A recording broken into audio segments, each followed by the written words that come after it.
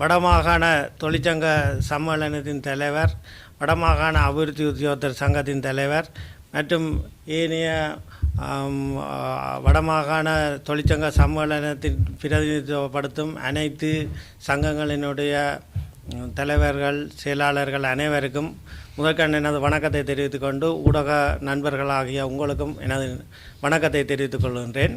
உண்மையிலேயே கடந்த சில தினங்களுக்கு முன்னராக எங்களுக்கு கிடைக்கப்பெற்ற ஒளிப்பதிவு காணொளிகள் மூலமாக வடமாகாண பிரதம செயலாளர், நிறைவேற்று தர உத்தியோகத்தரின் மிக முக்கிய பதவியாக உயர் பதவியில் உள்ள பிரதம செயலாளர் அவர்களால் தாங்கள் மிகவும் இழிவுபடுத்தப்பட்டு தாக்குதலுக்கு உட்படுத்தப்படுகின்ற வகையிலே, மன உளைச்சலுக்குள்ளான முறையிலே கீழ்த்தரமாக விமர்சிக்கப்பட்டுள்ளோம் என்று எங்களுடைய அந்த தொழில் வகுதியினர் எங்களுக்கு முறைப்பாட்டொன்றை முன்வைத்திருந்தார்கள். அந்த முறைப்பாட்டை அவர்கள் பிரதம செயலாளரே இவ்வாறு தங்களுக்கு எதிராக இழிவுபடுத்தும் வகையில் கருத்து தெரிவித்திருந்தமையை குறிப்பிட்டு அதனை ஆளுநருக்கு இடம் சமர்ப்பித்து தங்களுக்கான நியாயத்தை கோரியிருந்தார்கள். அதற்கு எமது தொழிற்சங்கம் பூரண ஆதரவு தெரிவித்து அந்த அவர்களுக்கு எதிராக கூறப்பட்ட முறைப்பாட்டை உரிய வகையில் ஆளுநருக்கு முன்னிலைப்படுத்தியிருந்தோம். ஆளுநருக்கு முன்னிலைப்படுத்தியிருந்த நிலையிலே இது அவருக்கு எதிரான நடவடிக்கைகள் எடுக்க வேண்டும் என்று கூறியிருந்தோம். இவ்வாறு பல்வேறு வகையில் நாங்கள் அழுத்தங்கள் தொடர்ந்தும் தெரிவித்து வருகின்றோம். ஏனென்றால் முன்னைய கால ஆட்சியில் இருந்த காலத்திலே ஆட்சியாளர்களுக்கு அனுசரணையாக இருந்து அவர்களிடமிருந்து அதிக சலுகைகளை பெற்றுக்கொண்டு ஆடம்பரமான வாழ்க்கையில் திளைத்து வரும் சொகுசு தனத்தில் மிதமிஞ்சி இருக்கும் அதிகாரிகள் தமது நேரத்திலே இவ்வாறான கொசிப் என்று சொல்வார்கள், இந்த கதைகளை கதைத்து கொண்டு திரியும் பொழுது இந்த கள உத்தியோகத்தர்கள் அந்த போக்குவரத்து வசதியும் குறைந்த அந்த பாதைகளிலே சில நேரங்களிலே காற்று போனால் கூட காற்றடிக்க முடியாத மிகவும் இக்கட்டான இடம். சில வேளையில் மோட்டார் சைக்கிளுக்கு காற்று போச்சுன்னா அண்டு என்ன செய்கிறது, ஒரு பட்டாவிலே அதை ஏற்றி போட்டு போய்த்தான் அடுத்த டெஸ்டினேஷனில் அதுக்குரிய ஒட்டி ஏதோ சரிப்படுத்தி போக வேண்டிய அவ்வளவு மிகவும் மோசமான போக்குவரத்து நிலைமையும் காலநிலையும்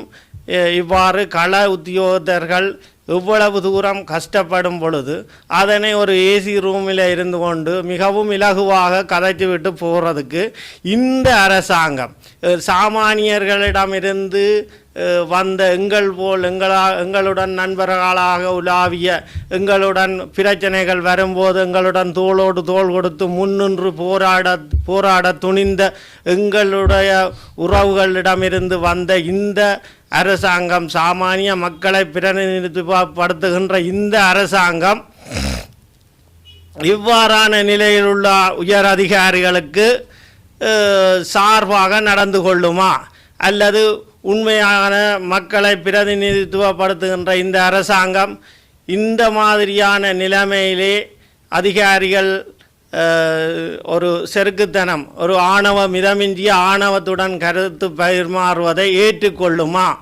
என்கின்றது தான் எங்களுடைய கேள்வியாக இருந்து வருகின்றது. நாங்கள் அறிந்த வரையில் இந்த அரசாங்கம் 30 வருட காலமாக இருந்து வந்த அரசாங்கங்கள் ஒரு ரோயல் ஃபேமிலி ஆட்சியை வைத்திருந்தது.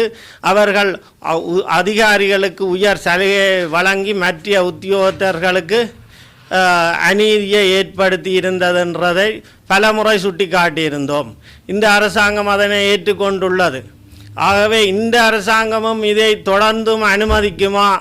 இந்த மக்களுக்கு, சாமானிய மக்களின் பிரச்சனைகளை நன்குணர்ந்து அதன் வாயிலாக பிரச்சனைகளை தீர்த்து வர எத்தனிக்கின்ற இந்த அரசாங்கமும் இந்த உத்தியோகத்தர்களில் இருக்கும் மிகப்பெரிய பாகுபாடுகளை அவ்வாறே ஏற்றுக்கொண்டு தொடர்ந்தும் தனது அரசாட்சியை நிலைநிறுத்தி கொண்டு செல்லுமா என்ற இந்த வினாத்தான் எங்களுக்கு எழுகின்றது. இதற்கு சரியான தீர்வொன்றை தர வேண்டும். அதாவது இதற்கு உயர் அதிகாரிகளிடமிருந்து காணப்படுகின்ற அதிகார வரம்பு இன்னும் அவர்களை பழிவாங்குமா, இந்த உத்தியோகத்தர்களை பழிவாங்குமா, அல்லது இந்த உத்தியோகத்தர்களுக்காக இந்த அரசாங்கம் நின்று இதற்கான நியாயத்தை பெற்றுக் கொடுக்குமா என்பதுதான் எங்களுடைய வினாவாக இருக்கின்றது. இதை நாங்கள் இந்த அரசாங்கத்திடம் முன்வைத்து கொள்வதும் என்னவென்றால், இவ்வாறான உயர் அதிகாரிகளிடம் காணப்படுகின்ற மெத்தனமான மேம்போக்கான ஆணவத்தனமான போக்குகளை கண்டறிந்து அதற்கு தீர்வுகளை வழங்கி கொண்டு அப்பாலே செல்ல வேண்டும் என்பதுதான் எமது வலுவான கோரிக்கையாக இருந்து வருகின்றது. நன்றி. மேலதிக செய்திகளுக்காக எமது யூடியூப் தளத்தை சப்ஸ்கிரைப் செய்யுங்கள்.